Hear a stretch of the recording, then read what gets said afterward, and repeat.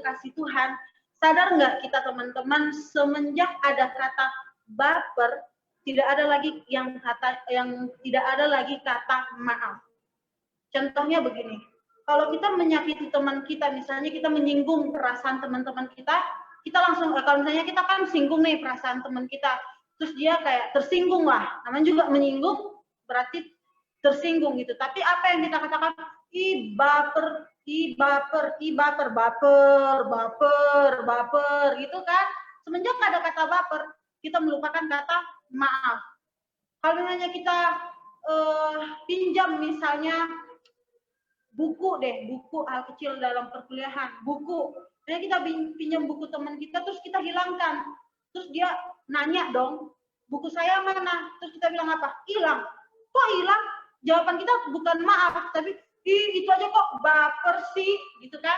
Semenjak ada kata baper, kita melupakan kata maaf. Nah, pada malam hari ini kita mau membahas bagaimana respon kita, bagaimana kita menghadapi supaya kata baper ini, supaya kata maaf ini, kata baper dapat kita hilangkan, kata maaf selalu ada dalam setiap kehidupan kita. Nah, malam hari ini saya mau membawakan firman yang tertulis dalam Matius 6 ayat 14 sampai 4. Sekali lagi Matius pasal yang ke-6 ayat yang ke-14 sampai ayat yang ke-15. Sekali lagi Matius 6 ayat 14 sampai 15. Kalau sudah menemukan firman Tuhan, saya undang semuanya untuk bangkit berdiri. Kita baca secara bersama-sama dalam hitungan yang ketiga. Sekali lagi, Matius pasal yang ke-6, ayat 14 sampai ayat yang ke-15. Kalau sudah menemukan firman Tuhan, saya undang semuanya untuk bangkit berdiri. Kita bacakan firman Tuhan dalam hitungan yang ketiga. 1, 2, 3, ya. Karena jikalau kamu mengampuni kesalahan orang, Bapamu yang di surga akan mengampuni kamu juga. Tetapi jikalau kamu tidak mengampuni orang, Bapamu juga tidak akan mengampuni kesalahanmu. Puji nama Tuhan, saya persilakan untuk kembali. Saya ulangi sekali lagi firman Tuhan ini dikatakan, karena jikalau kamu mengampuni kesalahan orang, Bapamu yang di surga akan mengampuni kamu juga. Tetapi jikalau kamu tidak mengampuni orang, Bapamu juga tidak akan mengampuni kesalahanmu. Nah, firman Tuhan ini yang saya bawakan pada malam hari ini, kita sama-sama tahu ya, penulis dari kitab Matius ya, Matius sendiri. Nah, di ayat ini kita tahu ini adalah perkataan Tuhan Yesus sendiri. Ini merupakan khotbah Tuhan Yesus di bukit dari pasal 5 sampai pasal 7. Nah, di pasal yang ke-6 ini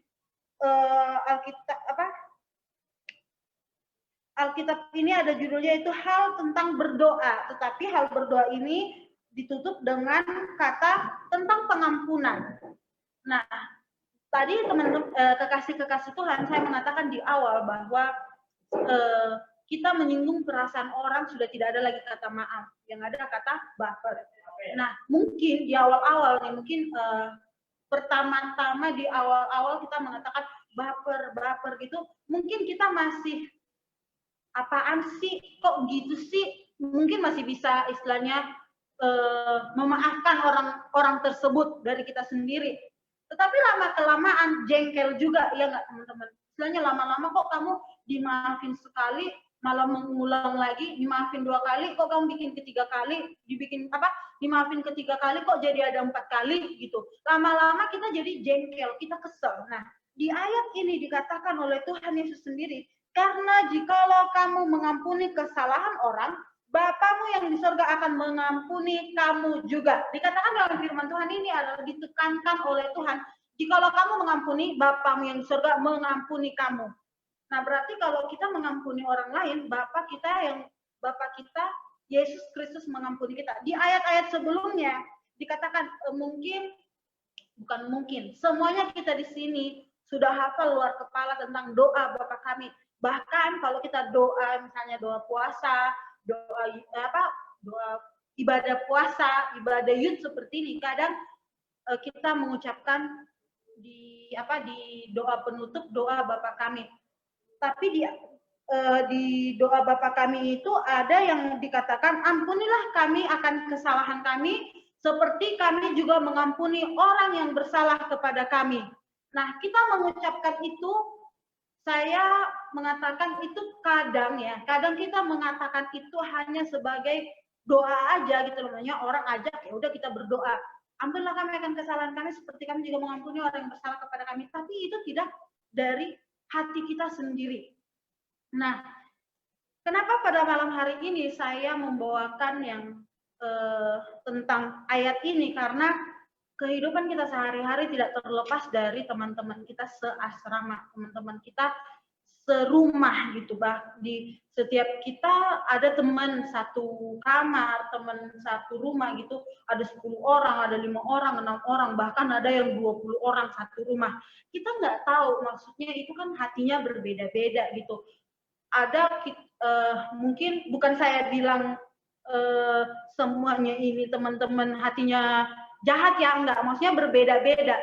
Mungkin di depan kita dikatakan oh iya di belakang lihat si itu begini. Kita tidak jarang menemukan, mungkin di luar sana ya teman-teman kita satu rumah nggak ada yang seperti itu, di sana sini yang banyak. Di luar mungkin dikatakan iya begitu, tadi dia begini, emang langsung nyahut yang satu lagi, emang begini, oh iya jelas begitu kan. Nah ya namanya juga satu rumah ya kan, ngegibah gitu, makanya ngegibahin ini, oh iya jelas, oh dia memang begitu, langsung satu lagi nambahin, panas. Nah waktu kita tahu kita diomongin sama teman-teman kita, bagaimana perasaan kita? Sakit hati atau haha lucu banget, wow aku luar biasa diomongin, gitu nggak? Pasti kita sakit hati kan? Walaupun kita mengatakan, oh luar biasa aku diomongin, tapi dalam hati, oh kurang asam juga nih meja nih, aku diomongin, gitu kan? Nah malam hari ini saya membawakan tema mengampuni tanpa syarat. Dikatakan firman Tuhan dalam Matius 7 ayat 12 dikatakan, segala sesuatu yang kamu kehendaki supaya orang perbuat kepadamu, perbuatlah demikian juga kepada mereka. Itulah isi seluruh hukum Taurat dan kitab para nabi. Dikatakan firman Tuhan, jikalau kamu menginginkan orang lain perbuat kepadamu, perbuat dahulu kepada mereka.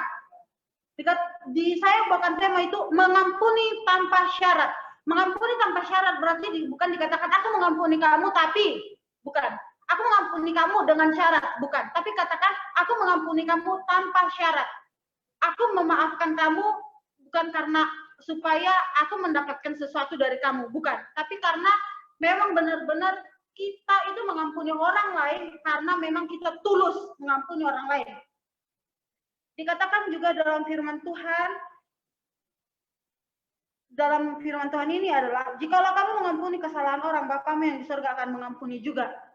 Kenapa kita harus mengampuni orang lain supaya Tuhan Yesus mengampuni kita? Nah, poin yang pertama saya membawakan kenapa kita harus mengampuni tanpa syarat, yaitu karena kalau kita mengampuni orang, poin yang pertama adalah kita mendapat pengampunan yang daripada Allah. Itu yang pertama. Kalau kita mengampuni orang lain, kita mendapat pengampunan dari Allah sendiri. Kalau kita mengampuni, misalnya saya sakit hati kepada merpati, bukan sakit hatinya karena dia misalnya nih dia omongin saya di belakang nih merpati, terus ada yang kasih tahu, Akila kamu diomongin merpati begini, langsung saya sakit hati. Tapi saya mengatakan ya nggak apa-apa, saya mengampuni merpati karena Allah terlebih dahulu mengampuni kita.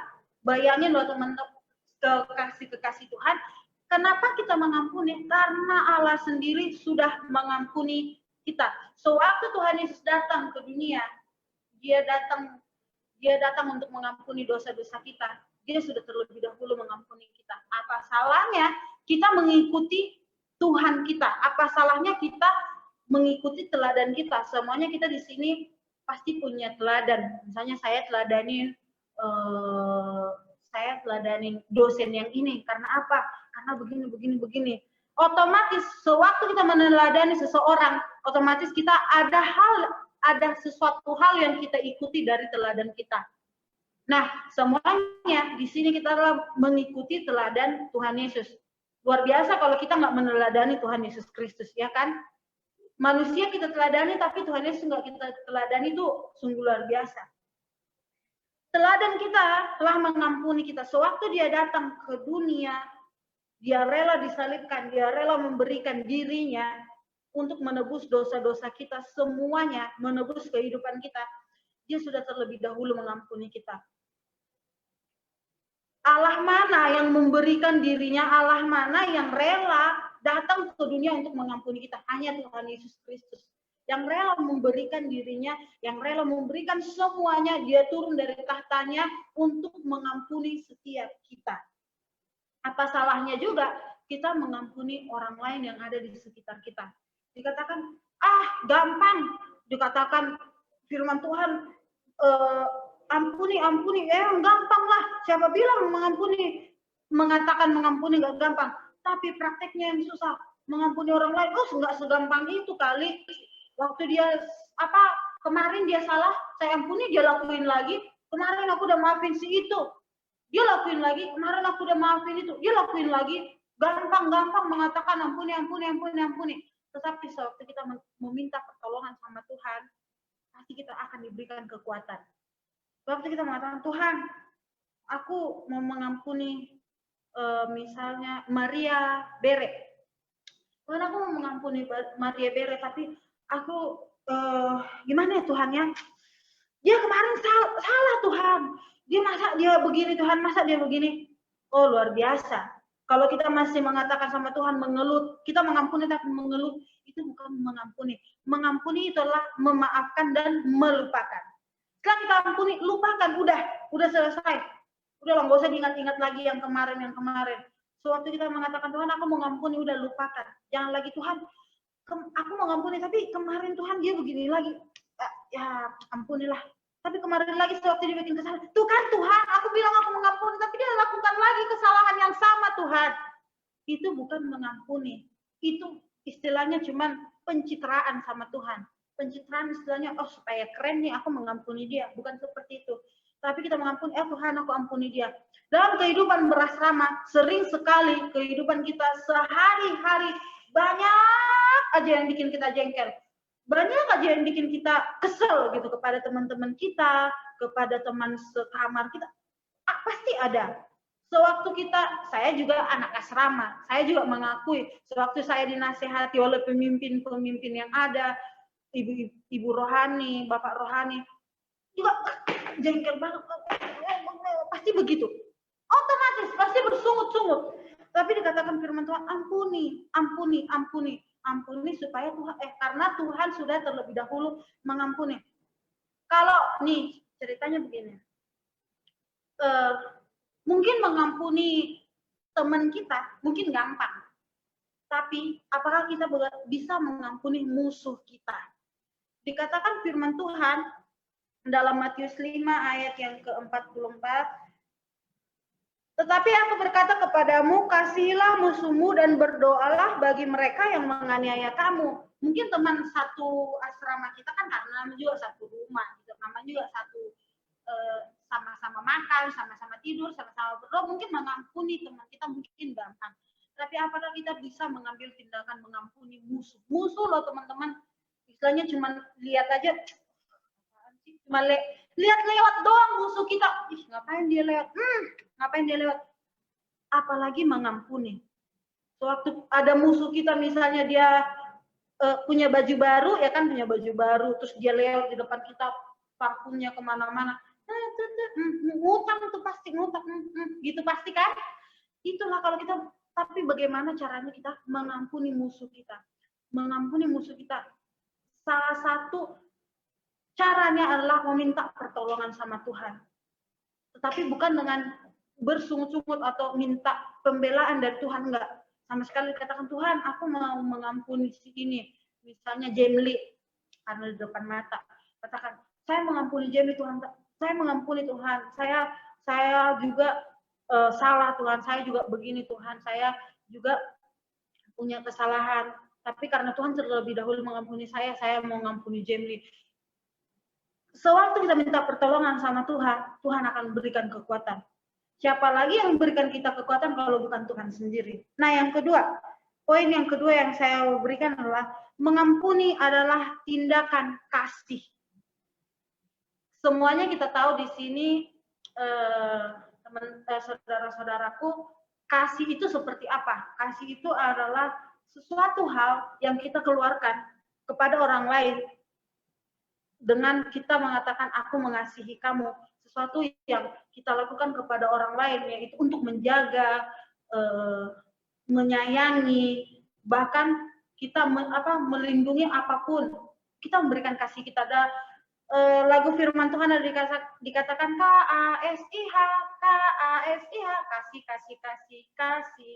Kasih itu sabar, tidak suka marah, haha. Sayang kepada teman seperti kasih Yesus. Dikatakan mengampuni itu adalah tindakan kasih. Sewaktu kita mengampuni orang lain, berarti kita mengeluarkan buah roh kita, yaitu kita mengasihi orang lain. Kalau kita sewaktu kita mengampuni, kita sudah menunjukkan bahwa kita ini adalah milik Kristus. Salah satu sifat Kristus adalah kasih. Sewaktu kita mengampuni orang lain, berarti kita mengikuti sifat Tuhan Yesus sendiri, yaitu mengasihi orang lain. Sewaktu kita mengampuni dia, kita memberikan kasih kita kepada dia. Sewaktu kita mengampuni teman kita yang membuat kita jengkel, kita menaruh kasih kepada teman-teman kita. Bukan cuma kita membaca firman setiap hari, kasih itu seperti ini, kasih itu seperti ini, kasih itu seperti ini, kasih itu seperti ini, kasih itu, tapi kita tidak mau mengambil tindakan, sama aja omong kosong. Tapi sewaktu kita mengampuni orang lain, kita menunjukkan bahwa kita sudah mengikuti teladan kita, yaitu Tuhan Yesus Kristus.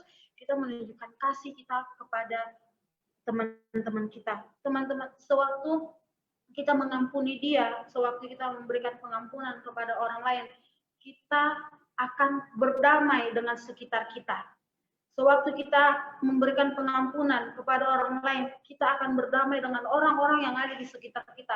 Oh, dikatakan dia adalah anak Tuhan yang sangat luar biasa. Kenapa? Sewaktu dia disakiti orang lain, dia memberikan pengampunan. Nah, dikatakan di firman Tuhan ini, tetapi jikalau kamu tidak mengampuni orang, Bapamu juga tidak akan mengampuni kesalahanmu. Dikatakan firman Tuhan sendiri yang mengatakan kalau kita tidak mengampuni, Tuhan sendiri tidak mengampuni kita. Gitu. Jadi siapa sih di sini yang nggak mau diampuni gitu? Kita pasti melakukan kesalahan dalam harapan kita, pasti kita katakan kita melakukan kesalahan supaya diampuni. Tapi apakah kita sudah mengambil tindakan, kita mengampuni orang lain? Dikatakan firman Tuhan tadi di Matius 7 ayat 12, jikalau apa yang kamu inginkan dilakukan orang kepada kamu, lakukanlah terlebih dahulu, lakukan. Nah, tindakan kasih itu pengampunan dalam tindakan kasih dikatakan dalam Yakobus 5 ayat yang ke-16, salah satu tolong baca Yakobus 5 ayat yang ke-16.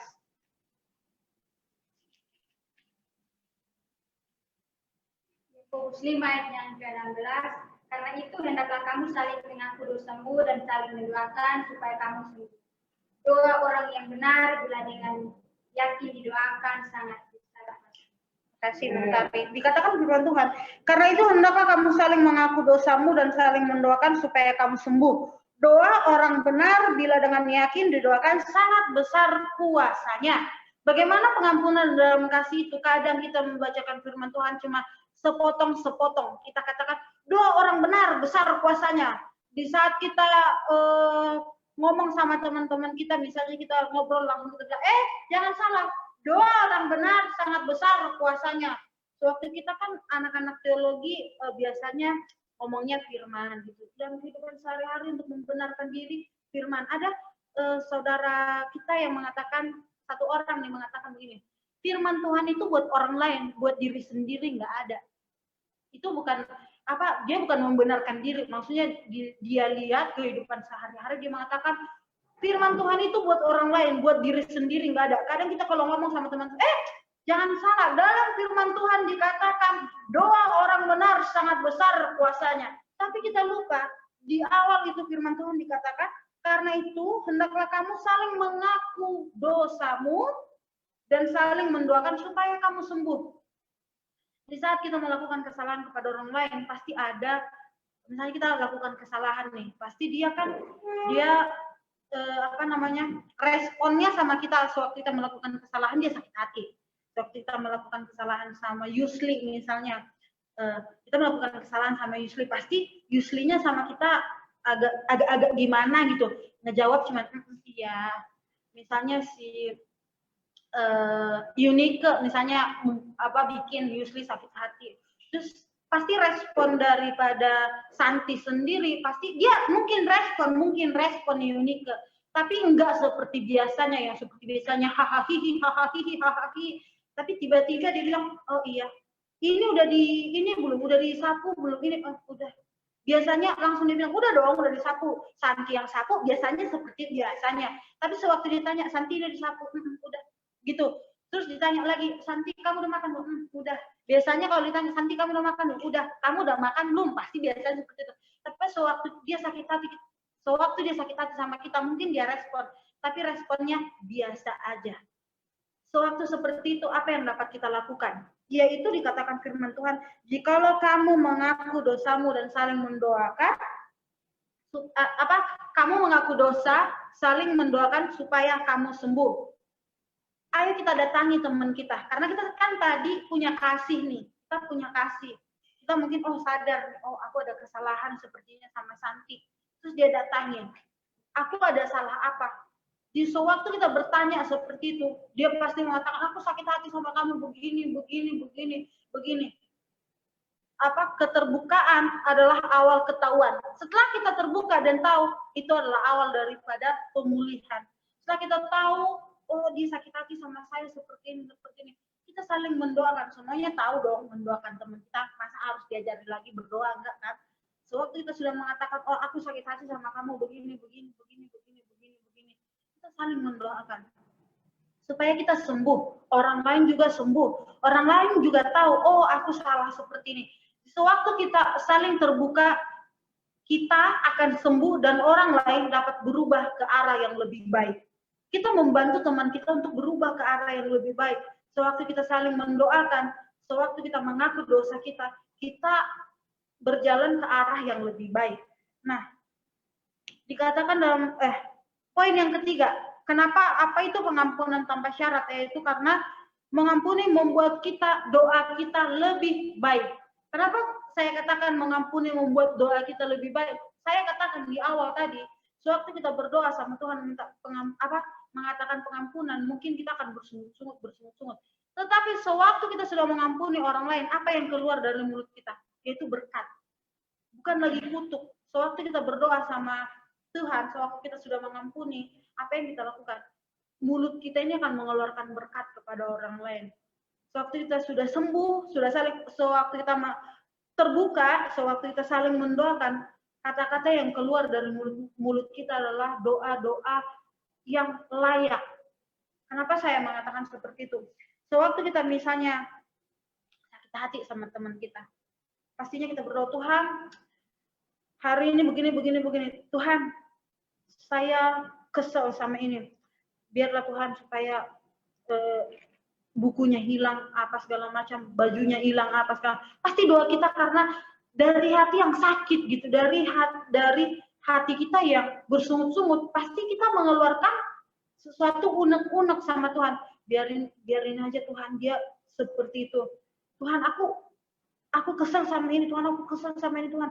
Dia seperti ini, Tuhan, dia seperti. Pasti kita keluarkan kata-kata yang tidak layak dari mulut kita sewaktu kita benci kepada seseorang. Tetapi sewaktu kita sudah mengampuni, apa yang keluar dari mulut kita? Tuhan, aku mengampuni saudaraku. Biarlah Tuhan dia semakin sehat, semakin panjang umur, berjalan ke arah yang lebih baik. Pasti mulut kita ini mengeluarkan kata-kata berkat kalau kita sudah mengampuni orang lain. Itulah kenapa kita harus mengampuni tanpa syarat.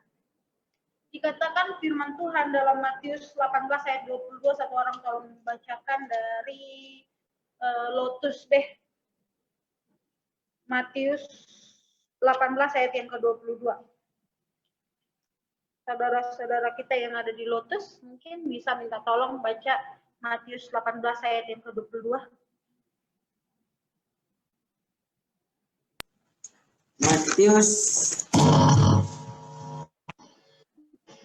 Matius yang ke-18 ayat yang ke-22, kata firman Tuhan, Yesus berkata kepadanya, bukan aku berkata kepadamu, bukan sampai 7 kali, melainkan sampai 70 kali 7 kali. Nah, firman Tuhan dikatakan, terima kasih buat Yogi yang sudah membacakan firman Tuhan, Tuhan berkati. Nah, dikatakan dalam firman Tuhan Matius 18 ayat yang ke-22, Yesus berkata kepadanya, bukan, aku berkata kepadamu, bukan sampai 7 kali, melainkan sampai 70 kali 7 kali. Berarti tidak terhingga pengampunan yang kita berikan kepada orang lain. Bukan cuma 7 kali, bukan cuma ya aku ampuni, ya aku ampuni, ya aku ampuni. Bukan cuma 7 kali kata firman Tuhan, bukan cuma 7 kali, tapi dikatakan firman Tuhan ini dikatakan sampai 70 kali 7 kali. Berarti pengampunan yang kita berikan kepada orang lain itu tidak terhingga, tidak terbatas, tidak terhitung sewaktu kita memberikan pengampunan kepada orang lain. Siapa bilang dalam kehidupan kita sehari-hari kita tidak bisa mengampuni? Kita adalah orang-orang yang sudah ngerti apa itu kasih. Kita adalah orang-orang yang sudah membacakan firman Tuhan setiap hari. Siapa bilang kita tidak sanggup melakukannya? Saya yakin dan percaya setiap kita pasti sanggup melakukan pengampunan itu. Kenapa saya mengatakan seperti itu? Karena kita adalah anak-anak yang tahu siapa itu Tuhan kita, kita tahu siapa itu juru selamat kita, dan kita tahu bahwa sifat Tuhan itu adalah kita sudah diampuni terlebih dahulu. Apa salahnya kita mengampuni orang lain? Kita tahu bahwa Tuhan Yesus itu mempunyai kasih yang sangat besar, yang sangat luar biasa dalam setiap kehidupan kita. Apa salahnya juga kita mengampuni orang lain? Tadi dikatakan kenapa kita harus mengampuni tanpa syarat, karena kalau kita sudah mengampuni tanpa syarat, yang pertama tadi saya katakan adalah bahwa kita sudah mendapat pengampunan terlebih dahulu. Yang kedua, kenapa kita harus mengampuni tanpa syarat? Karena mengampuni itu adalah tindakan kasih. Yang ketiga, kenapa kita harus mengampuni tanpa syarat? Karena mengampuni doa kita akan menjadi lebih baik. Itulah firman